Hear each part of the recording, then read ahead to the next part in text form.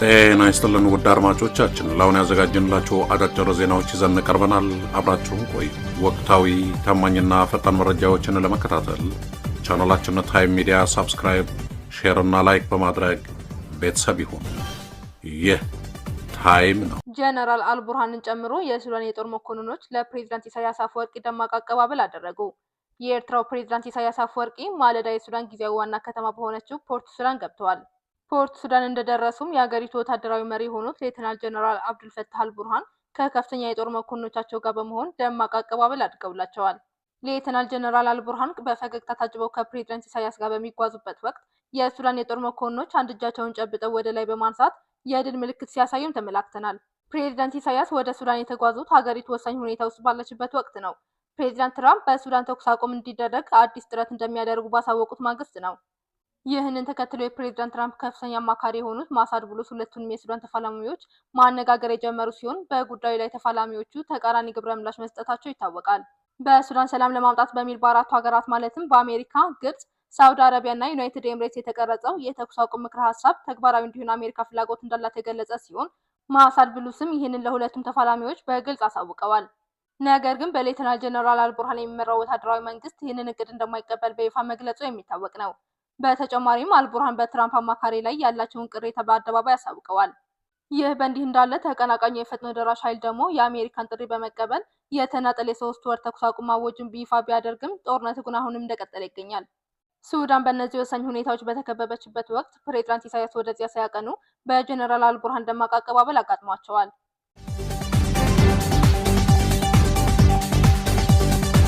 የአማራ ፋኖ ህዝባዊ ድርጅት 2 የስራ አስፈጻሚዎችን እንዳገደ አሳውቀዋል።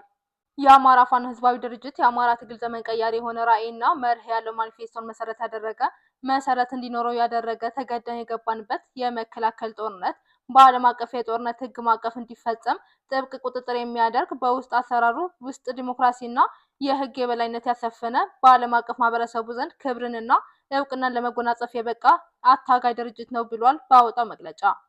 በዚህም ሳቢያ የአማራ ጠላቶች አፍድን ለማፍረስ ከውስጥም ከውጭም ከፍተኛ ርብርቦች እንዳደረጉ ህዝብ ጠንቅቆ የሚያውቀው ሀቅ ሲሆን የአመራር አባላት ላይ ያነጣጠረ ተደጋጋሚ የድሮን ጥቃቶችና በቅጥረኞች የግድያ ሙከራዎችን ጨምሮ መጠነ ሰፊ የስም ማጥፋቶችን ተፈጽመዋል ሲል ገልጸዋል።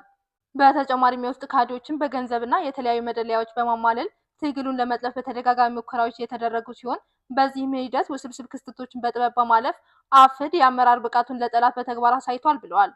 ሆኖም ከህዝብና አባላት በተደጋጋሚ በቀረቡ አቤቱታዎችና ቅሬታዎች ሳቢያ 2 የስራ አስፈጻሚ ኮሚቴ አባላት ላይ ለረጅም ጊዜ በጽሞናና በጥንቃቄ የማጣራት ስራና ውይይት ከተደረገ በኋላ የመጨረሻ ውሳኔ መስጠትና ለህዝብ ይፋ ማድረግ አስፈልጓል ያለ ሲሆን በዚህ መሰረት ማስረሻ ሰጤና መስፍን አባተ ወይም መስፍን ከፈለኝ ከአፍድ የስራ አስፈጻሚ ኮሚቴ አባልነትና የድርጅት አባልነት እንዲታገዱ ተወስኗል ሲል አሳውቋል።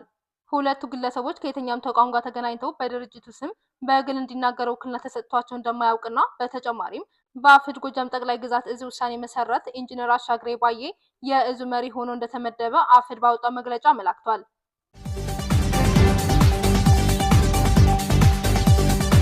የብልጽግና መንግስት በጎጃም ደጋግሞ የድሮን ጥቃት አደረሰ። በወሎ ቀጠና የፋኖ ኃይሎች በአገዛዙ ላይ በከፈቱት ጥቃት ከባድ ጉዳት ያደረሱ ሲሆን በዚህም በርካታ ወታደሮች ተገድለዋል። ስርዓቱ በደጋዳሞ በፈጸመው የድሮን ጥቃት በንጹሃን ሰዎች ላይ ከባድ ጉዳት አድርሷል። በሌላ ዜና በአፋብኃ ምዕራብ አማራ ቀጠና ቴዎድሮስ ዕዝ 109ኛ ኮር 77ኛ ክፍለ ጦር በእዙና በኮር የተሰጡትን የስራ አቅጣጫዎች ተቀብሎ ወደ ስራ ተገብቷል። ህዳር 19 2018 ዓ.ም አፋብኃ ቴዎድሮስ ዕዝ 109ኛ ኮር 77ኛ ክፍለ ጦር አካል የሆነው ራስ ደረሶ ሻለቃ ጋር ችግር ፈቺ የሆኑ ውይይቶችን ከሻለቃው አመራሩና አባሉ ጋር በወቅታዊ ጉዳዮችና በቀጣይ የስራ አቅጣጫዎች ዙሪያ መጠነ ሰፊ ውይይቶች ማካሄድ ችሏል። በአማራ ፋኖ ብሔራዊ ኃይል ምዕራብ አማራ ቀጠና ቴዎድሮስ ዕዝ 109ኛ ኮር 77ኛ ክፍለ ጦር በከፍተኛ አመራሮች የተሰጡትን የስራ አቅጣጫዎች በመቀበል በአዲስ አደረጃጀት የክፍለ ጦሩ አመራር ስብሰባ በማድረግ የመጀመሪያውን ስራ በይፋ የጀመረ ሲሆን በዛሬው ዕለትም በዚህ ክፍለ ጦር አካል የሆነው ራስ ደረሶ ሻለቃ የተሰጡትን የቀጣይ የስራ አቅጣጫዎች በመያዝ አንደኛው የድርጅታችን የመዋቅር ለውጥ የኮርና የክፍለ ጦር ምስረታን አስመልክቶ ለሰራዊቱ ነፃ የሆነ መድረክ በመፍጠር በሰፊው ተወያይተዋል። ሁለተኛ የክፍለ ጦሩን የሰራዊት ፖዛና የካምፕ ቅድመ ዝግጅት አስመልክቶ ሰፋ ያሉ ሀሳቦች ተነስተው በክፍለ ጦሩ ሰብሳቢ መልስ ተሰጥቶባቸዋል። 3 ክፍለ ጦራችን በ5 ሬጅመንት እንዲሁም በአንድ ቃኝና መሐንዲስ የሚዋቀርበት ሂደት ላይ ሰፋ ያለ ውይይት ተደርጓል። 4 ከሻለቃው ላይም 20 የቅኝና መሐንዲስ አባላትን የመምረጥና የመመልመል ሂደቶች በማስጀመር የክፍለ ጦሩ አመራርና የሻለቃ አመራሩ ጦሩን እንደሚፈወዝ ተልዕኮ በመስጠት እንዲሁም ከሰራዊት ያልተፈወዘ ሰራዊት ከመንደር ያልወጣ ሰራዊት እንደሆነና ትግልን ወደ ኋላ እንደጎተተባቸው የገለጹ ሲሆን በፖዛው ግን በጣም ደስተኛ መሆናቸውን ገልጸዋል። በመጨረሻም የክፍለ ጦሩ አመራር ቀጠናውን ከጠላት በመጠበቅ ለቀጣይ ሰራዊት ወደሚመደብበት ቀጠና እንዲገባ ተልዕኮ በመስጠት የዕለቱን አጀንዳ አጠናቋል ሲል የአፋብኃ ምዕራብ አማራ ቀጠና ቴዎድሮስ ዕዝ የ109ኛ ኮር 77ኛ የክፍለ ጦር ህዝብ ግንኙነት መምሪያ አሳውቋል።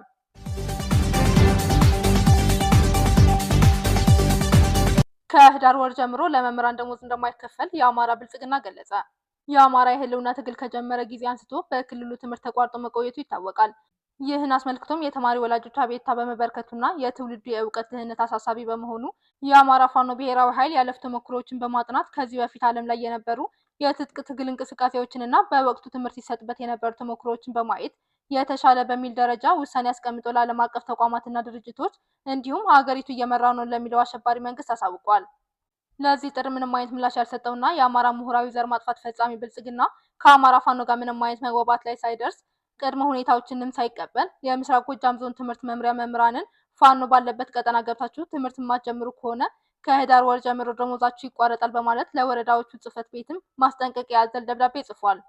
አማራን በሰብአዊ፣ ቁሳዊ፣ ኢኮኖሚያዊ፣ ሞራላዊና ምሁራዊ ኪሳራ ውስጥ ለማስገባት እየታተረ ያለው ብልጽግና በአማራ ፋኖ እየደረሰበት ያለውን ሽንፈት ሙሉ በሙሉ በመቀበል ከሸለቆ ውስጥ አይወጡም ወደ ተግባብታችሁ ስሩ መምጣቱን በዚህ የመምህራን ማስፈራሪያ ደብዳቤ አሳውቆ ሽንፈቱን አምናል ሲሉ የአካባቢው ምንጮች ገልጸዋል።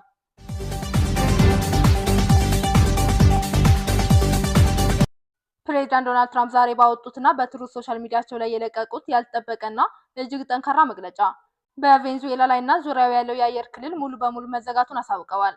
ይህ እርምጃ በአሜሪካና በቬንዙዌላ መካከል ያለውን ውጥረት ወደ አዲስ ምዕራፍ የሚያሸጋግር ሲሆን ፕሬዚዳንቱ በመግለጫቸው አየር መንገዶችን ከአደንዛዥ ዕፅ አዘዋዋሪዎች ጋር በአንድነት መጥራታቸው በዓለም አቀፍ ዲፕሎማሲ ታይቶ የማይታወቅ ክስተት ሆኗል። ፕሬዚዳንት ትራምፕ በትሩዝ ሶሻል ገጻቸው ባስተላለፉት አጭርና ቀጥተኛ መልእክት የሚከተለውን ብለዋል። ለሁሉም አየር መንገዶች አብራሪዎች፣ የአደንዛዥ ዕፅ አዘዋዋሪዎችና የሰዎች አዘዋዋሪዎች እባክዎን በቬንዙዌላና ዙሪያ ያለው የአየር ክልል ሙሉ በሙሉ መዘጋቱን ግምት ውስጥ አስገቡ። ለዚህ ጉዳይ ትኩረት ስለሰጣችሁ እናመሰግናለን። ፕሬዚዳንት ዶናልድ ጄ ትራምፕ። የአንድ ሀገር ፕሬዚዳንት የሌላ ሉዓላዊ ሀገር ላይ የአየር ክልል ዝግ ወይም ኖ ፍላይ ዞን ማወጁ በተግባር እንደ ጦርነት አዋጅ ወይም ወታደራዊ ዕቀባ የሚቆጠር እጅግ ከባድ እርምጃ ነው። ይህ አዋጅ እንዴት እንደሚተገበር እስካሁን በዝርዝር ባይገለጽም የአሜሪካ አየር ኃይል ወይም የባህር ኃይል የአየር ክልሉን የሚጥሱ አውሮፕላኖች ሲቪል አየር መንገዶችን ጨምሮ እንዲያቆሙ፣ እንዲያስገድዱ ወይም እርምጃ እንዲወስዱ ሊያዝ ይችላል። ይህ ደግሞ ከቬንዙዌላ ጦር ጋር ቀጥተኛ ወታደራዊ ግጭት ሊያስነሳ ይችላል።